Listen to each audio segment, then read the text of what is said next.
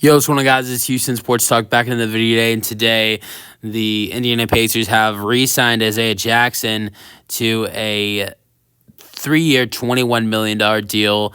I like this deal for the Pacers, bringing back Isaiah Jackson. They need to add in more talent to the center position after losing Miles Turner. Also, it seems like they're going to lose Thomas Bryant, too, because all the additions they've made. You look at the additions they've made. Sure, they lose Turner, most likely lose Bryant, but they bring back Isaiah Jackson, who didn't play at all for them last season after tearing his Achilles in Game 5 of the regular season. You know, bring in James Wiseman after he tore his Achilles Game 1 of the regular season for them. Brought in Jay Huff, who played really well with Memphis last year. Brought back Tony Bradley. This center room looks full with Jackson. And then I think he's more of a power forward. I'm a big fan of him. As a Houston Cougars fan, I think he's more of a power forward. But you can add this name to the list as well, Jarace Walker. But I believe he's more of a power forward. But this center room, I'm not saying. I don't think they're as good as the centers they had like Miles Turner last year, but I think the one thing with this Pacers center group, and you lost Thomas Bryant, but the one thing with this Pacers center group next season is I think they've added in better depth. You've got a lot better depth. You've got Jackson and Wiseman back healthy. You've got Jay Huff added in. Tony Bradley back for a full season. Tony Bradley was a late addition last year. You could add in Jarace Walker to the mix potentially, but he's more of a 4 guy.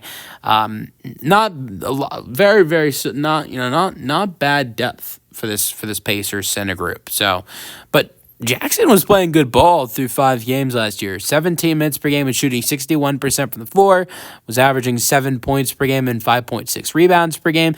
The 5.6 rebounds per game were the highest total of any season of his career, even though, yes, it was through 5 games, but that was the highest that's the highest total, and hopefully he would have been able to keep that up. He was averaging 7 points per game, which was his highest since the 2022-23 season.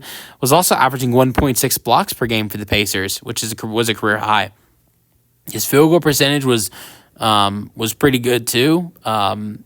The second best of his career, and so I think you really like what he was doing. The problem was he tore his Achilles, but he gets a 3-year, $21 million deal, and I really like this extension for him. Not really an extension. He was a free agent, but I like this re-signing for the Pacers and this deal for him. 23 years old as well for Jackson, but and 6'10". So, like I said, Pacers have good depth at the center position. I think when Tyrese Haliburton comes back from the injury, they're going to want to bring in a more elite center, a guy that could come in and I think next offseason, if you're the Pacers, you want to add in a more elite center. But for now, have a guy, have a group that has a lot of depth. So I like this re-signing for them. But that's the video. If you guys enjoyed it, and peace out.